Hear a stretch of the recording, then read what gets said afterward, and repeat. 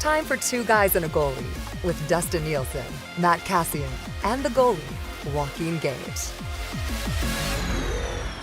Surprise! What's going on? It's Two Guys and a Goalie. It's actually Dusty and Tommy Gazzola for now. Gager has a family commitment today. Can't make it. Cass is running a couple minutes late. He's on a phone call right now. So Tommy Gazzola joins us today. Tommy, what you been up? What have you been up to, buddy? I just got back from the rink. Literally, we were in the locker room, and then I looked. I'm like, I gotta get on Two Guys, and it's just two guys, no goalie.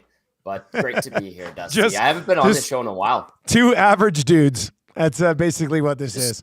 Two real neat boys hanging out, having a good time. Cass is going to be swinging by here. Tommy, you got to leave a little bit early. What a big haircut today, hey, Tommy Gazzola? Yes, I missed my haircut last week with Chantal due to Oilers and Kings practice on a game day, I think it was. So she actually texted me. It was like, are you like running behind or what's going on? I was like, I'm not going to make it. So apologies to Chantal, but this will be nicely coiffed for tomorrow. Well, when was your last haircut?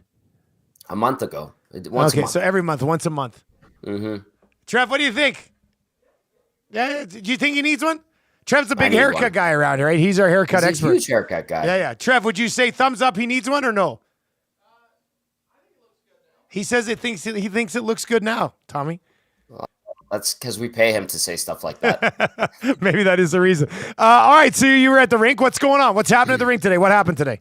Pretty standard day, actually. Everybody was on board. Everybody was on the ice, all the regulars. So that's a good sign because, throughout the course of the playoffs, as we've come to understand and expect, guys get nicked up and the Oilers are no different, bumps and bruises, all that. So a good sign that everybody was taking part in practice. And Philip Broberg was with the main group. Sam Gagner, Sam Carrick, and Connor Brown were the fifth line, if you will. And then, of course, Holloway on the third line, Fogle on the fourth line. Every other line and pairing were exactly the same. So a good thing there. And then I tweeted it out, like, people always ask about Jack Campbell. He was not skating with the main group, so he'll be taking part on the Black Ice or the Black Aces ice session, if you will. Why are people asking about Jack Campbell? They always ask about him because there's this odd fascination with him. And my theory, let me just float it out there, is it has to do with his contract. And, well, we're paying him all this money. Surely he's got to be with the main group. And the fact of the matter is he's been bumped down and relegated to a Black Ace, and that's the way it'll stay. Calvin Pickard is firmly entrenched as the backup goaltender. And so just kind of like a reminder. That's why I put it out there. Nothing, no malice or anything like that. So, yeah. You can text us anytime, 780-218-9999, 780-218-9999. If you're listening on TuneIn or on iHeart or at EdmontonSportsTalk.com, please tell your friends, your buddies, your enemies, people you work with, strangers you see on the street to download iHeart or TuneIn or just listen at EdmontonSportsTalk.com. They're all free, and that is how you can get in and join us. Of course, you can watch over on YouTube as well. If you're watching on YouTube right now, please hammer the thumbs up for us. That would go a long way as well. I want to save the bigger and hotter headlines for when Cass does slide in and join us. He's going to be by along the way. So let's get to a couple of your text messages right now. Then we'll get in some of the bigger stories around the Tommy, you'd hate the desk right now. On the desk right now, I've got my water bottle. The little Tuesday guys, the Tombstone guys are still here. I've got the secondary mouse. Holiday. I've got a hoodie laying over where you would usually sit on Oil Stream right now. It's a real messy desk, buddy. It's Serenity now. Yeah, sorry, I'm so glad I'm not there right now. I cleaned up around the main studio yesterday. I found candy wrappers. Well, that was probably from a bunch of us with our coughs and stuff, I would think. Yeah, I had a theory it was Zacticum. Might have been Zacticum. Zacticum, are you not picking up your candy wrappers? Now, where were they located, though? Around where you work. Your workstation. Wow. Interesting. No comment. With the way it is around here right now, we need like a sponsorship deal with a candy wrapper, with a candy place. Like I had to buy some Halls. I'm still feeling it. Whatever. I don't know who brought it in, but I think all of us got hit with it. And I'm just about over it. But it's been a tough go for the last week and a bit. How's Trev doing? Does he have a voice? Oh, yeah. Trev's doing all right. Okay, Yeah, good. yeah, he's doing okay. He's doing Patient all zero, as we like to call him. right. All right, let's go. 780-218-9999, 780-218-9999. Okay, I want to start with this one. This is a fun little question. And we can probably get into this. Maybe we'll get into this with Cass. Well, Cass and I got something to discuss a little bit later on because we passed on him in the Alzheimer's draft, and I'm sure he'll have a thing or two to say to me about that one. So Cass will join us coming up here in a little bit. But this was texted in by Propane Pimp and says, guys, fun topic for two guys today. If you could go back to the 2008 draft and redraft at number 1, would you still take Stamkos or would you take Drew Doughty? Interesting question, actually, I think. Very good question. Yeah, like that's what a tough team? answer. Are we any team? You know, because it's situational too, right? Stamkos was the consensus number 1. Doughty was awesome. Both of them have won a couple of Stanley Cups. Both of them have been Olympiads. Both of them are just surefire Hall of Famers. It would come down to team need, but like Stamkos was the sexy pick, if I recall that correctly. Stamkos was the sexy pick, yeah, for sure. I think, you know, when all is said and done, if both of them kind of had the same type of career that they have had, nobody is complaining about, you know, if you were to have taken Doughty number 1 and Stamkos number 2. Obviously, I mean, the circumstances would be different. Maybe, you know, if Tampa had taken Doughty, would they have won those Stanley Cups? If the Kings wound up with Stamkos, would they have won the Stanley Cups? What kind of team would they have been? Would they have been a defensive team that barely scored goals and really honed in on defense in 2012 and 2014? So it might have changed the course of those respective clubs. But if I was just any team and I had to choose between the two, and either one of them would be a more than adequate number 1 pick, obviously. I think I would be more enamored with Steven Stamkos. I think I'd still lean Stamkos. Yeah, I think I'd still lean Stamkos a little bit. It's interesting because they went Stamkos and then they got Hedman the next year. Right, so if they go Doughty there, then that's quite something. Now it's funny because Drew Doughty, as good as Drew Doughty is, and it's not all about points and stuff, but here are other defensemen that were selected after Drew Doughty in that draft. Like Stamkos has 1,137 career points, 555 goals, by far the most productive player out of this draft. But after Stamkos, Erik Karlsson went 15th to Ottawa. He has the second most points from that. Then there's Jordan Eberle, nice pick at 22 for the Oil. Then Roman Josi, who also was in that draft. He went 38th, second round.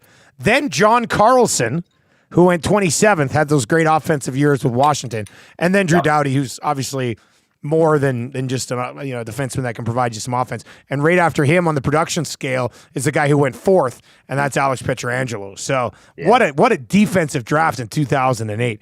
Carlson, Josi, the other Carlson, Drew Doughty, and Alex Pietrangelo, man. That's wild.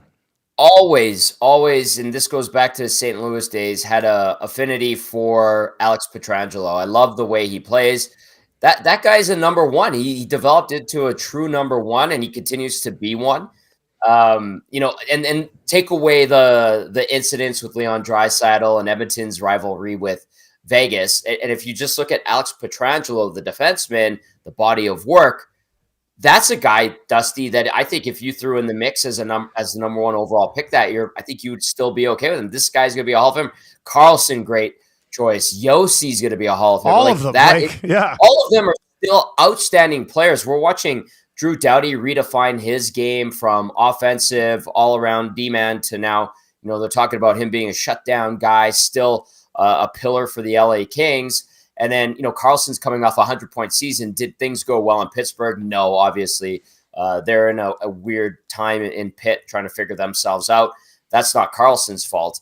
And then John Carlson's still a very good defenseman in Washington, a team on the downswing. Man, that is an excellent draft. And then Stamkos had 40 this year. So you're looking at those guys and you're going, man, those are still like freaking good players helping lead the charge on some decent teams. So that's a testament to the type of players there, and that's a great deep draft. All right, let's bring in Matt Kassian, who's ready. I saw in the nasty chat, he says, I have arrived. Cass, what's going on? You don't need to use caps when you're just yelling at me in the nasty chat, you know? No, I still do. I can't help myself, fellas. I can't help myself. I'm just yelling all the time, and it's more fun. Caps is more fun. So obviously, live life in caps. Doughty or Stamkos redoing the 2008 draft, Cass? Ooh, that's a tough one.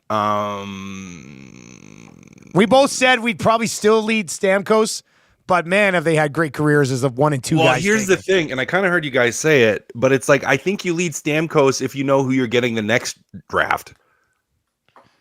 But if you don't, I probably would lean Doughty. I might lean Doughty a little bit. Really? Just slightly. Just straight up, if you're like, they're not going to get Hedman the next year type right. of thing. If they're not going to get Hedman the next year, if you have no idea what you're getting the next year, but you could project out the career, I might lean Doughty a little bit. Yeah. But that's tough. Like that's tight.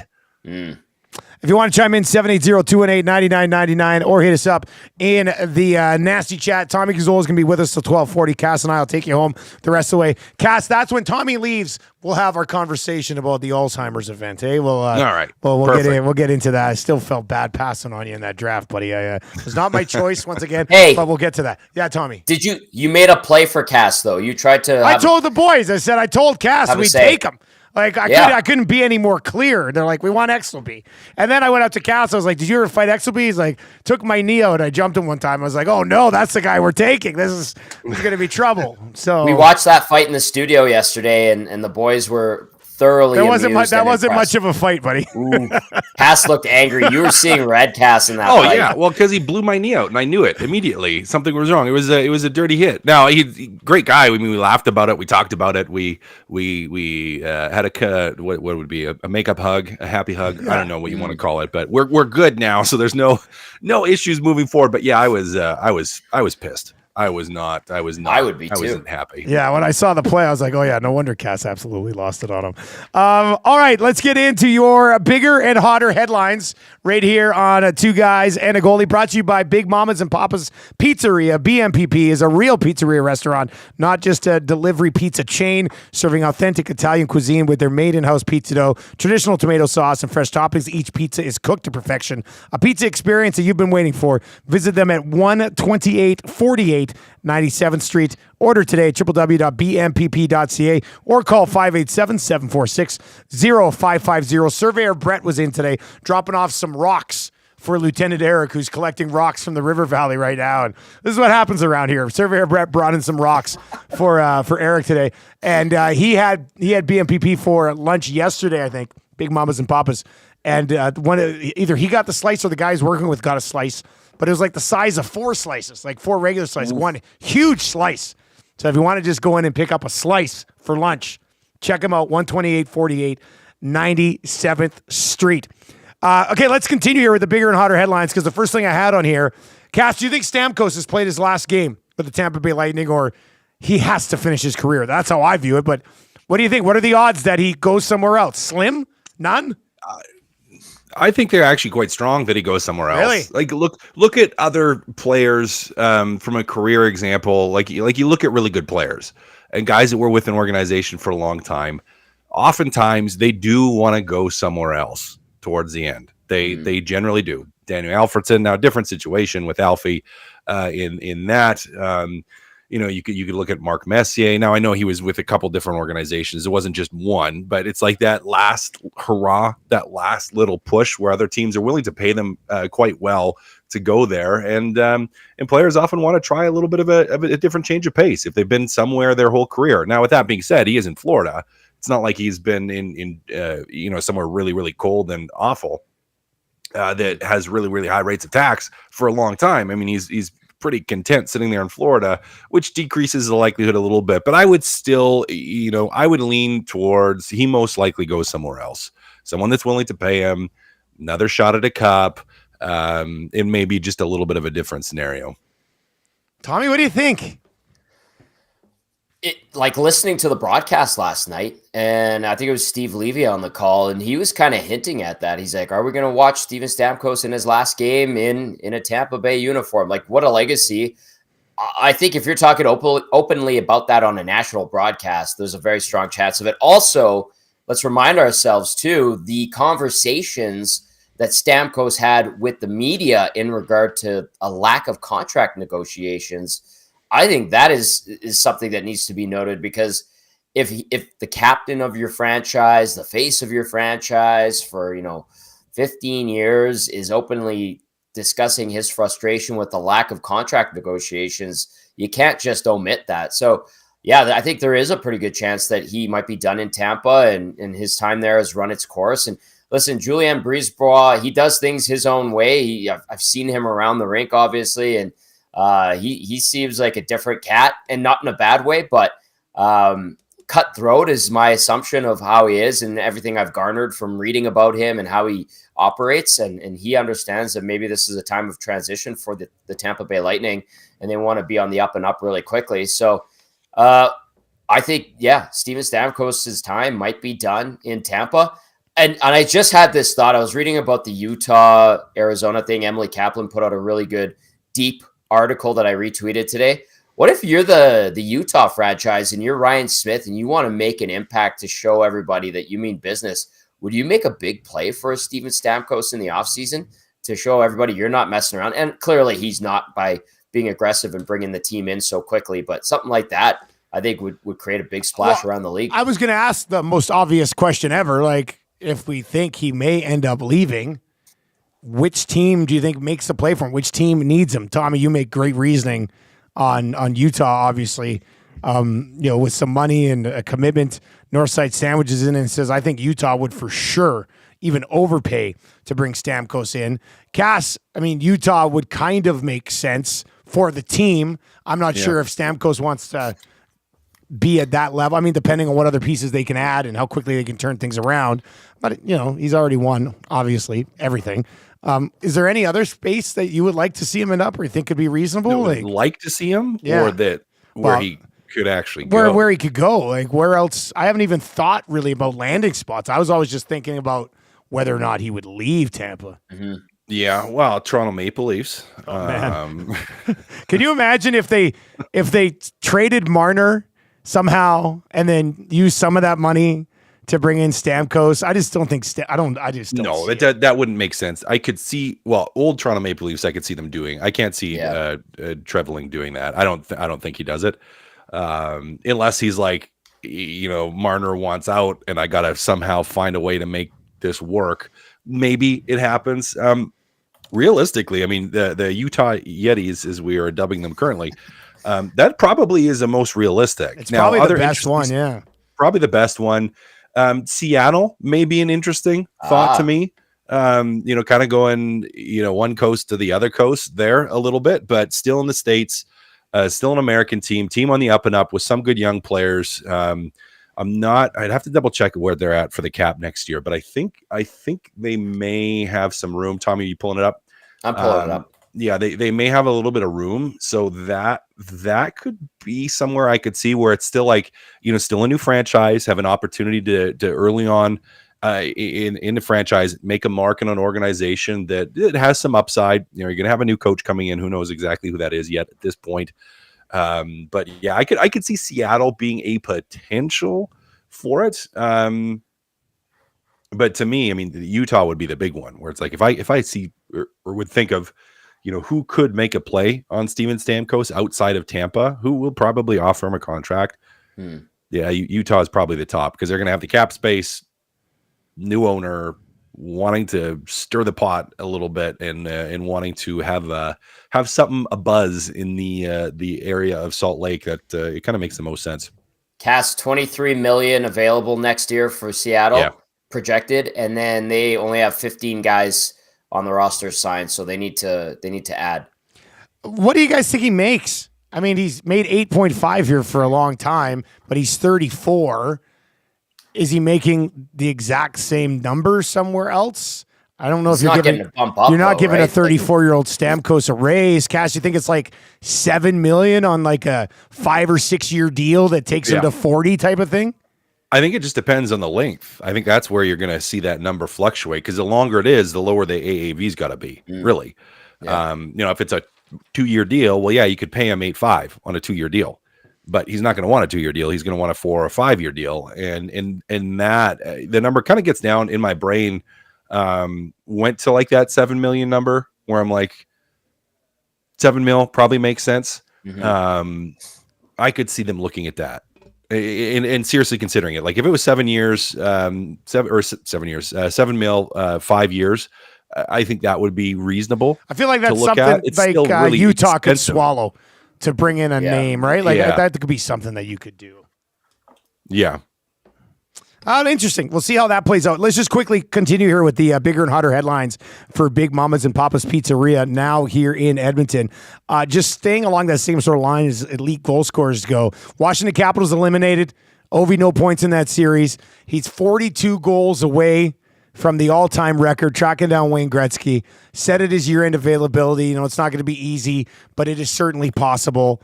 He's got a couple years left on his deal, I believe. I mean, if he plays the 2 years, he 100% gets the record. Cass, do you think there's any chance he gets 42 next year, though? I mean, those chances are decreasing, aren't they? I think post All-Star break, he scored at at least a 42 goal pace. So yeah, pretty good pace. But then you have likelihood or the chance of running like you did at the start of the season, where he's not scoring as much. He could do it.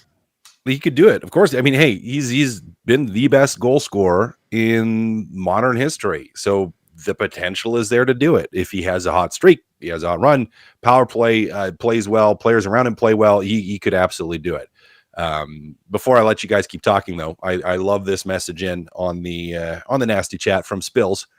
By the way, when it's the three of you, the show should be called Two Guys and a Gazzola. Which I thought was pretty good. So I wanted to make sure I like that. Throw that out there because that made me smile. I'd like to see him do it at the tail end of next year, so we get the whole build up. Like it would be a major buzzkill if he scores 39 next year, and then we follow along at the beginning of October, and 6 games in he hits a record, right, Tommy? Like I think it'd be fun Ovi watch for the final 15 games of the season next year. Yeah. What would your take be on it, guys? Would you rather have him be like 1 away with 5 to go or with 3 to go? Or would you rather have it he's like two away with 5 and it's like he's got 1 game to get it done? I'd rather see him do it comfortably over the final like 5 games than jam it into 1. I mean, unless I knew he was going to do it and I know we'd have like that buzz. But isn't the does he get to play San Jose in the final game of the year? Yeah, I mean the tension. Yeah, I just want to see Ovi watch final 20 games of the year and he hits it. That's what I want, yeah. Tommy. I don't think I need the extra drama of a final game if I have to answer it that way. Yeah, and you know what? He's the kind of guy that when he wants to dial it in, he seems to always be able to come up big in those moments. So I'll give him the benefit of the doubt. I'll say he gets it next year. And I know you said he's got 2 years left on his deal. I think I think I'd lean towards late next season he hits it, man. Yeah. Yeah. And it wasn't looking good. He got off to a really bad start this year goal wise, and then it finally picked up and he still finished up with 30 plus, right? So I think he does get it done next year. And if he wanted to forego that last year of his contract, and that would be what a way to end your NHL career. Like if you hit that maybe the Caps make the playoffs. Who knows what they are next season? This year was a bonus playoff berth for them. It would be like a storybook ending to an absolutely brilliant NHL career, but maybe he sticks. He's going to get it, guys. He's going to get it. He's been too good for so long. And whenever the will to do something is there, he makes it happen. I'll say he does it next year, and then he could walk away in just like this brilliant fashion, or he could play the last year of his contract, collect a huge payday, and then go back to Russia and do whatever he wants. But I think he does it next year. Bigger and hotter headlines for Big Mama's and Papa's Pizzeria now here in Edmonton. Check them out, www.bmpp.ca. All right, continuing along. Austin Matthews is a game time doctor's decision tonight, Cass. How often in the playoffs does a doctor make a call about an illness? This doesn't seem normal to me, does it? No, it's really weird. When I saw that, I'm like, Well, that's kind of weird. Why wouldn't you just say he's a game time decision? You're pinning it at the feet of the doctor. So now you can blame somebody. If he doesn't play and you lose, you can be like, it was the doctors. We didn't have a choice. And you can't maybe blame Matthews as much because it's like it was the doctor's decision, not the player's decision.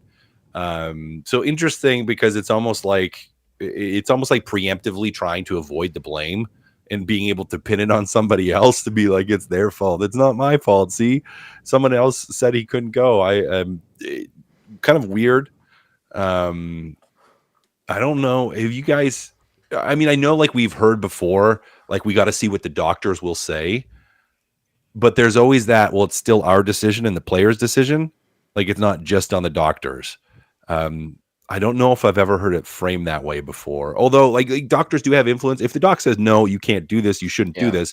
Well, you got to listen, but that's not the severity of it. It's the severity of it, right, Cass? Like if it's going to hurt you moving forward, then yeah. But yeah, it's not like you have a big tear in your abdomen and the doctor's like, yeah, you're going to die if you do this. It's like if you're sick, you're like, well, you might not feel very well. Might not be good for your teammates. You might not have a lot of energy, but like where, I don't know. That's where it's just weird. Tommy, do you think it matters anyway? Or is this thing done? No, I think there could still be some fight left in the Leafs. I think they could, draw it out a little bit longer.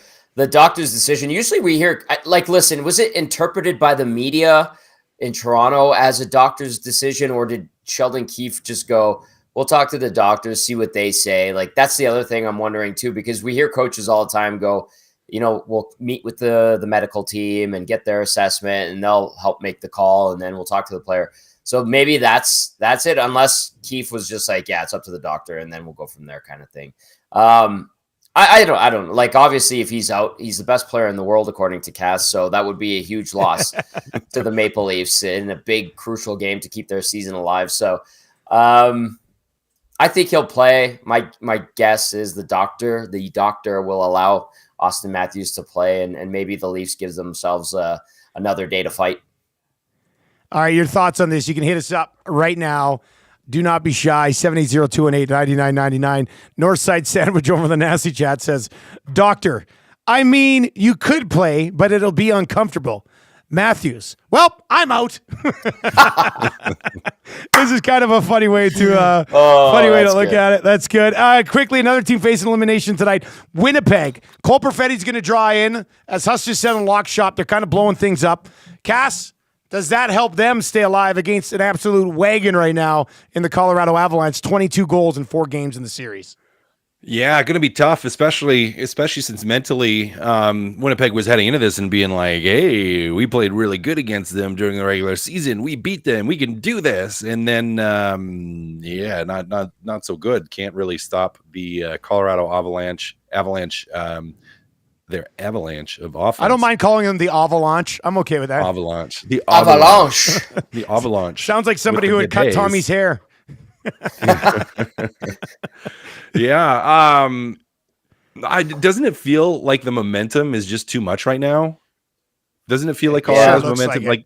It sure looks like it. Even the game they lost, they scored 6 on Hellebuck. Yeah. That's tough. Yeah. I can't. Pretty tough for me to say. And I wish it was like I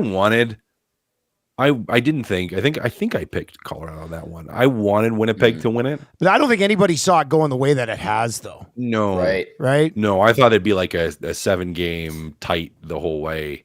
I don't know if anything rights the ship now, which is too bad. Tommy, nothing against Cole Perfetti here, but you're probably asking a little bit too much. Sliding Perfetti. Like, I mean, he's a good player, but this is a tough spot to be the guy who gets into the lineup and thrown into the top 6 when they're juggling things around. Yeah, tonight if they lose and people are going, boy, Perfetti really let them down. Remember when the Oilers put Holloway in against the Avs? He played 3 minutes. Yeah, he played like 3 minutes. Yeah. I'm sure Perfetti will play more, but it kind of reeks of that right now. Yeah. They're trying something, trying to stay alive. I wonder, like maybe tonight is where we finally see a low-scoring game in this series, because I'm thinking that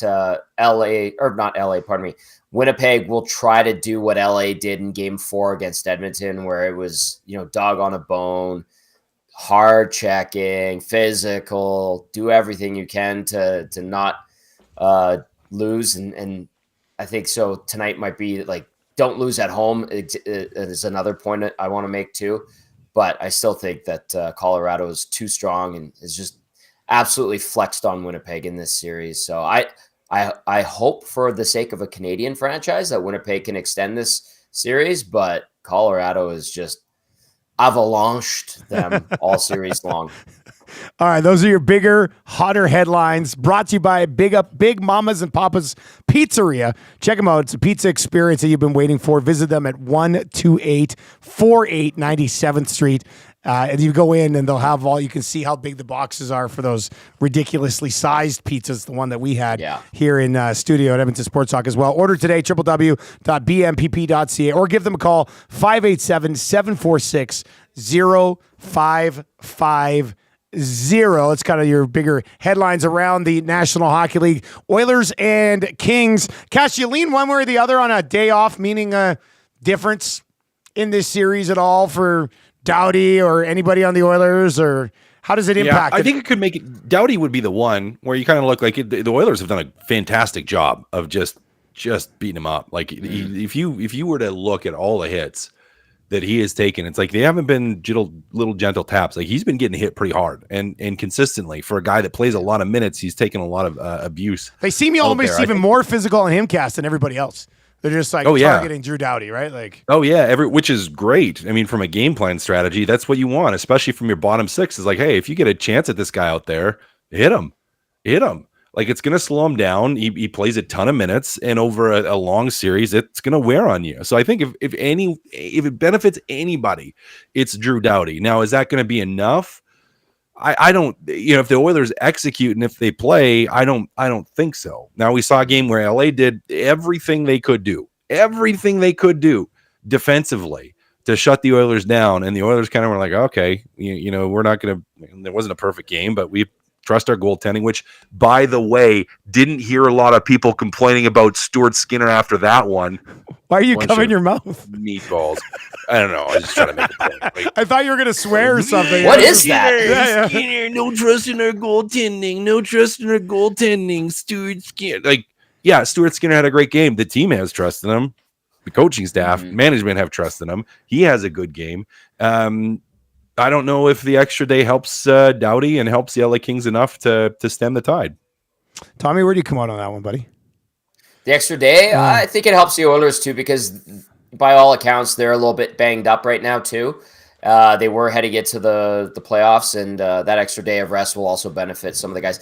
And I thought today, like I said at the start of the show, the fact that everybody was on the ice today is a good sign. Full practice. They put in a good 25 minutes, and then I think, that just gives them that extra day to rest up and be ready to try to take the game to LA on Wednesday. So, yeah, I think, just as much as this benefits a guy like Doughty, who's been getting, knocked around a bit, I think the Oilers equally benefit. So this is good for both teams. And you know what? We've got a full slate of action tonight in the NHL. And just because we have to wait an extra day, I think it's all good. Yeah. Now, Tommy, before you go, I do want both you guys to chime in on this one, because we were talking about it on our show this morning. Like, so far since the playoffs have started, Desharnais and Ceci have been good on the right side. Holloway has been good. Kane has been good. Like, you have to really nitpick, I think, right now to find something that you would actually be disappointed in with the Oilers playoffs so far, Tommy, right? Like, they've checked pretty much every box. Like, this has gone, like, outside of scoring an overtime goal in game 2, I don't really know what else you'd change necessarily. Yeah, and that's a great problem to have. So I think, outside of maybe Corey Perry in game 2, where Cass and I were talking about him and he had a tough night. Even guys like Fogle, who's been bumped down to the 4th line, and Janmark, they've been adequate. Carrick, when he was in, he's a little bit nicked up. There's one of the guys that could use some rest. He's been adequate. Like, I don't feel like there's anybody dragging this group behind right now. Like, everybody seems to be pulling their weight in the same direction, and that is excellent. That is a great sign. So they're in a spot where they've got NHL players sitting out as healthy scratches, and there's no real reason to get guys in and out unless there's bumps and bruises. This is a good spot that they're in. And if I'm looking at this from an Oilers point of view, I'm like, you're feeling pretty confident. Cass, if I told you have to say something that you'd like to have seen them done better so far. I mean, power play can't be an answer. Penalty count can't be an answer. Stuart Skinner recently can't be an answer. What would it be? What would you, if you had to really, and this would be the definition of nitpicking here, but what would it be? Yeah, I think still just a little bit more consistency in how they're approaching the neutral zone. If I was going to pick one thing, yeah, that's fair. I think that would be it. And we saw that more in game 2 because that's where you beat the LA Kings, is if you can be consistent and solid in your neutral zone, offensive zone possession. I think that's where you can really, really take advantage, or not take advantage, but that's where you can, that's where you beat the Kings, because that's where they play. That's where they want to play. That's where they turn the puck over. They force you to dump the puck in so they can have just easy breakouts without you being able to have the puck with possession in the offensive zone. And they've done it for the most part. Edmonton has done a pretty good job of it. The games they won big, you saw them do a great job of it. I would say game 2 and a little bit in game 4, where there were some times when they were a little bit more challenged to do so. And some of that's on execution by LA, where they were playing well. Some of that was also, I would say, self-inflicted, where Edmonton just made some weird plays and tried to force things and wasn't able to execute. So if I'm nitpicking, that's what I'm going to nitpick on, but it hasn't been something that's been absolutely horrible. So there have been some horrible times, but overall it's been okay. Would that tie in to like playing them even 5-on-5 so far? Yeah. Right? Even 5-on-5 score. Like that would be the one area I guess you could look at a little bit. But that's what drives that. Yeah. Yeah, exactly. That's what I mean. Like if you were, because I was thinking of saying, Kings have played them pretty well 5-on-5. Like 5-on-5 has been pretty well played, evenly played hockey. And you're saying if they handle what you just said they handle better, then they should get the advantage 5-on-5 as well. Yep. Yeah. All right, Tommy, how long are you in the chair today? Tell me about this haircut coming up here with Chantal. Oh, what's it taking? An hour or 2 hours? What's the deal? Oh, no. It's like half an hour max. But, Chantal, we like to chit-chat, catch up on things. We've become friends. So maybe Tommy she gives gets a me head a beer. massage too. Like it's like Yes. And the one thing that I always bug Chantal about, you get the neck hairs. Yes. She used to do like straight razor on that. And I always ask her for it. She gets mad. She's like, you're burning up one of my razors. They're not cheap. And I was like, Chantal, please, for me. You're friends. And she goes, fine. You said you're friends. She'll do it. All right. Yeah. Kate, this is the first time I've ever said, Cass and I have ever said this to one of our co-hosts, but we'll let you go early to go get a haircut. Thank you. See you later, buddy. Hey, 1 year ago at this time, I had a damn perm. So, lest we forget. Yeah, you shouldn't even have brought that up. See you later, buddy. There you go. Right, Tommy Gazzola slide in for Joaquin Gage today, who had some family commitments that he had to take care of. Quickly, Cass, we'll move on to some other stuff here. But I did see a few guys, both on the text line and the Nasty Chat. What about Stamkos to Detroit? That could be an interesting one. That's not a bad one. 16 got some history on the up and up from an upswing side. Steve Yzerman is there.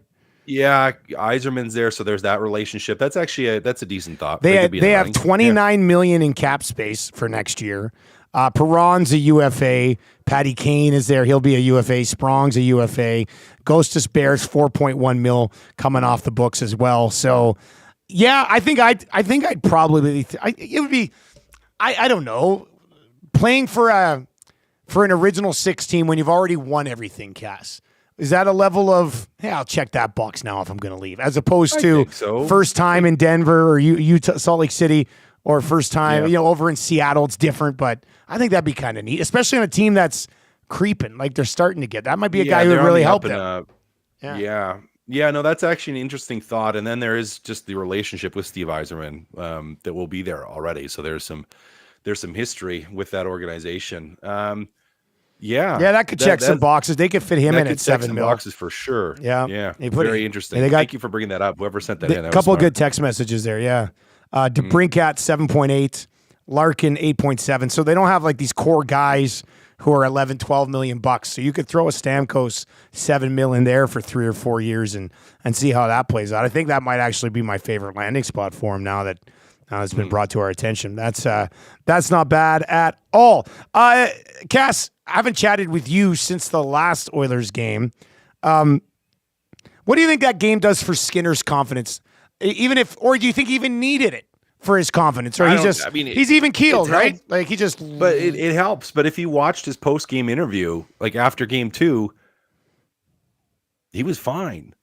He was fine. He was just kind of like, yeah, well, there's some bounces, which I still think the one shot from the wall went off of someone in front. Like, I don't think he was fazed by game 2. I don't think he was fazed by it. And so to him, is it a confidence builder? Yeah. But I think for him, he was just kind of like, well, yeah, I'm just going to keep doing the same things and just going to keep making the saves. And I don't know. I don't think he's prone, and we should hope he's not prone to those big emotional swings. So I'm hoping it's just like, yeah, it's a pat in the back. It's a good job, but on to the next one for him. But I don't know. We react so much, and so many of the fans react so much to the goaltending in particular, that, yeah, I think he's just on a little bit more of an even keel than we are as fans and as people with the media. Any thoughts on Riddick? How do you get a read on a guy that faced 13 shots? I mean, I don't know. Hard to get a read on it. They still lose the game. I mean, maybe you're looking at it from an LA standpoint and you're going, well, he didn't let in 6. So that's a positive, but yeah, I mean, they didn't really test him that much. So pretty hard to get a read. Probably starts tomorrow, don't you think? Oh yeah, I don't know. I don't think you go away from him. He had good numbers in the regular season. It's not like he's 921 in his regular season. So I think you probably stay with him on that one. This text comes in right now. First text ever into Edmonton Sports Talk from this person. So thank you very much for that. Nice. Tell your friends about EST, and you can text us at 780-218-9999. Says Buffalo needs to back the truck up to Stammer's driveway. They need his scoring. They need his leadership. Yeah, what's that called? Let's see. What's their situation like? 23 mil in projected cap space for next year. What do they have? Yeah, Ukko-Pekka Luukkonen is going to need to get a bump. He's an RFA. They've got their D-men locked in already. Power and Dahlin and Bowen Byram's got another year. Victor Olofsson's going to be a UFA. That's $4 million coming off the books. Gergensen's they've had for a long time. He's a UFA. I don't know if there's space there, Dusty. It'd be tight. Not from a dollar standpoint, but just from a personnel standpoint. Yeah, you think so? Sense. Yeah, you've got Thompson as that right shot guy you throw over there on the power play anyway. Yeah. I think Detroit's a better fit than Buffalo. I can see Buffalo trying to back up and make it. I just don't think it's as good as fit. No, and I think the big thing, if you're a team that's looking at adding him, you are looking for that veteran guy, something Buffalo could benefit from. But you mentioned it with the Tage Thompson, and that you have your right shot on the power play. Like, you have it, and you're adding another one, and how is that going to fit, and how is that going to work, where Thompson's the future, and he has shown that he can score goals too. Like, he's not incapable of pulling the trigger from that spot in the power play. I'm trying to think. I'd have to pull up now when we mentioned the Detroit Red Wings. I'd have to see. I haven't taken a peek at their power play. Well, they got DeBrincat. I don't know how they use him though. Yeah, that's a interesting question. I feel like Buffalo's like a Ryan O'Reilly type of guy. Get that type of guy to come in there with Thompson and Dylan Cousins and some of these younger pieces that you've got sort of coming along. Like that type of veteran guy. But feel free to chime in, 780-218-9999, 780-218-9999, or hit us up in the nasty chat as well. Somebody is asking, do you think Tommy writes off his haircuts as a business expense? I mean, being handsome is part of his job, Cass. So what do you think? It's also part of who he is. Yeah. So I don't know. I never thought about that. I mean, you could do it with clothing and stuff. So you should be able to do it with a haircut. I mean, you probably have somebody that can work that in there. But good question. Gord Marner says, guys, Stamkos to Florida gets the $6.5 million that Reinhart currently makes if he goes somewhere else as a UFA. All right, so if Reinhart cashes in a $10 million deal somewhere, Cass, the Panthers can't pay it, they throw $7 to Stamkos, and he just goes from Tampa to Florida. How about that for a flip? That would be a flip. That would be quite the move. I can't see that happening. Interesting, but if you're Florida, you want to keep Reinhart around, right? So, yeah, would you rather have Reinhart, or I guess it depends what that price tag ends up being for him. Yeah, I don't really have an answer on the price tag for Reinhart because he's just blown up so much this year. Right? Like you usually see a guy contract year, they'll cash in on that, but I wonder if teams, with how critical cap space are, they're like, hey, we're going to pay you somewhat between what you were this year and what you've been, and we'll try to make the most of that, right? So teams have probably, well, you would hope they've learned from their mistakes in the past, but usually come free agency time, nobody does. It's still absolutely ridiculous. All right, let's get to what is clearly a huge elephant in this room, and that is the Alzheimer's tournament. On Friday night, we had the draft night. We were drafting 15th. I see you there pre-draft, and I go, Cass, if you're available at 15, and I said, I don't think there's any chance you're available at 15 anyway. I said, but if you're available at 15, we're going to take you. I'm going to make sure we take you. And then I talked to BMO as I came in because I knew a few of the guys on that team. And they said, we're hoping to get Cass at 16. And I even said to them, no chance. We're drafting at 15. You're not going to get him. So then we're going through the list, and our captain's a guy from Lethbridge who doesn't have ties to like Edmonton sports talk or anything. And I was sitting there going, we're looking at the list, and it was Exelby, Sean Brown, I think was still there. And you were there. And so they're asking, I said, we got to take Cass. I told them we're going to take him. And so they said, we're going to go take Exelby. So we take Exelby. You end up going 16 to BMO right there as well. No hard feelings here, Cass. Are we all good, man? I'm working through it. Okay. I'm working I was worried. I was worried I ruffled some feathers. Yeah. After all, you're a very hard dude to get along with, right? So yeah, I don't know if it was his feathers so ruffled as feelings so hurt, right? Yeah. So I mean, I think it's not you, it's me. It's not you, it's me. I gotta now you ended up with some guys you work with anyway, right? Yeah, it was we had fun. It was a good weekend. It was a really good weekend. Great group of guys, and it was fun. So no shortage of laughs, that's for sure. So no, it ended up went well. I mean, they did a fantastic job. How good was that draft night? Having it, the draft night was great, man. I hadn't been to it. That was the best one they've done yet. I loved that they had the cover band Street Meat was there. Yeah, they were good. They played in between like in periods and intermissions and stuff. Yeah, played in between periods. Played after. There was enough space. It was at that an okay level where you could actually talk without having to yell. Yeah. I mean, my voice still is recovering just from all the yelling and talking and skating. But it'd kill me. Yeah, but it was good. It was a good environment. They did a great job. Raised some great funds for the raised Alzheimer's a ton of money with that tournament, man. Yeah. Just crazy. Strutty did a really great job as the host of the draft. I thought that was he got chirped pretty good for his wardrobe. So he was giving it back to some guys who were making fun of Smeed's boots that he was wearing. They're horrible boots, but whatever. So yeah, it was good. And then in the ultimate twist, your team meets my team. Both of us 2-0 in Sunday. Yep. And a case of beer bet on the line between BMO and CIBC.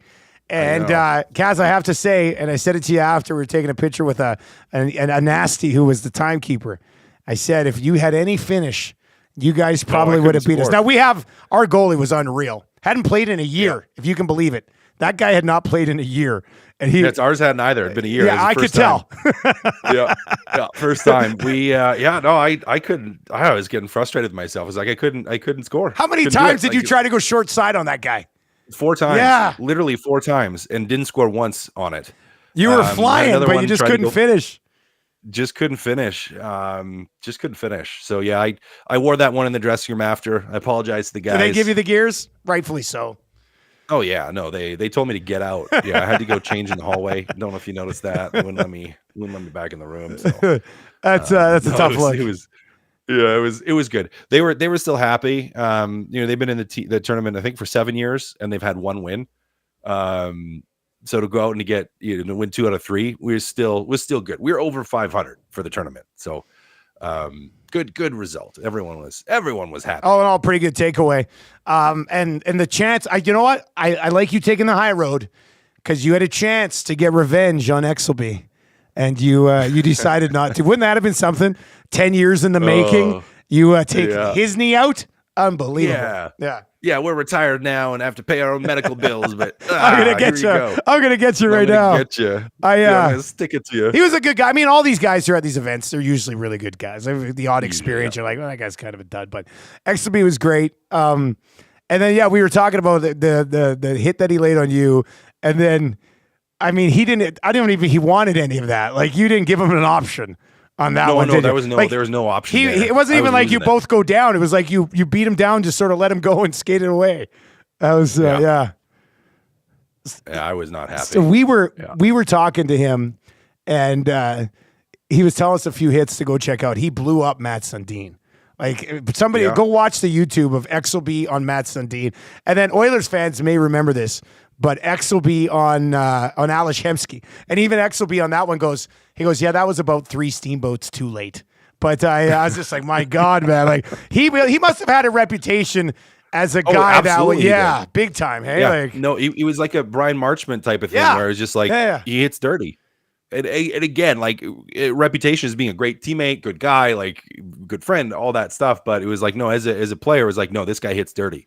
Like, you gotta be aware, because he'll go for your knees, he'll hit you late, like the elbow might be up a little bit, like he'll take a cut at you. And you gotta get your head up, gotta be aware. So the one story that he told, just quickly before we wrap here, was because I asked him, I said, you were on the Thrashers when they had the brawl with the Oilers, and B-Shy went into the bench and everything. Mm-hmm. And he's telling us, he goes, and the best part about all of that was Pasi Nurminen had been their goaltender for a lot of the season, classic drunk Finn, and he'd been talking all year about how tough he was. He goes, Nurminen's been talking all year, he's so tough, he's so tough, he's so tough. He'll beat the crap out of this guy, he'll beat up that guy. This is the goalie talking about it.